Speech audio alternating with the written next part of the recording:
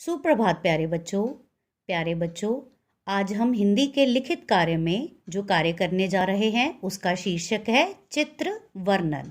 कार्य शुरू करने से पहले आप पृष्ठ के ऊपर दिन और तिथि डालेंगे। तो बच्चों, चित्र वर्णन का मतलब होता है कि दिए गए चित्र को देखकर उस पर आधारित वाक्य लिखना। मतलब कि जैसे आप इंग्लिश में पिक्चर कॉम्पोजिशन करते हैं, वैसे ही पिक्चर कॉम्पोजिशन को हिंदी में चित्र वर्णन कहा जाता है। चित्र का मतलब तस्वीर और वर्णन का मतलब उसकी एक्सप्लेनेशन। मतलब दिए गए चित्र को देखकर उसको उसके ऊपर आधारित पंक्तियों को नीचे लिखना। तो चलिए सबसे पहले ध्यानपूर्वक इस चित्र को देखते हैं और एक एक करके उस पर आधारित वाक्य को नीचे आप लिखेंगे। तो चलिए सबसे पहले देखिए कि यहाँ पर आपको एक लड़का दिखाई दे रहा है जो कि पेड़ के पास खड़ा है। तो इसका वाक्य बनेगा, एक लड़का पेड़ के पास खड़ा है। और देखिए वह लड़का क्या उड़ा रहा है, वह लड़का एक पतंग उड़ा रहा है। तो हम इसका वाक्य लिख सकते हैं, लड़का पतंग उड़ा रहा है।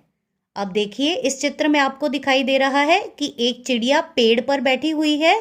तो इसका वाक्य हम लिखेंगे, चिड़िया पेड़ पर बैठी हुई है। अब देखिए यहाँ पर आपको एक बगीचे का चित्र दिखाई दे रहा है जिसमें बहुत सारे फूल खिले हैं। तो आप लिख सकते हैं, बगीचे में बहुत सारे फूल खिले हैं।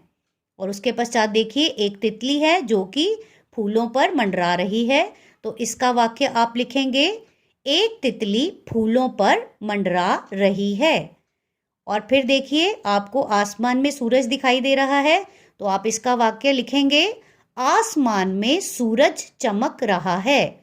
आपको बादल भी दिखाई दे रहे हैं। तो आप लिख सकते हैं कि थोड़े थोड़े बादल भी दिखाई दे रहे हैं, या बादलों में से सूरज बाहर निकल रहा है।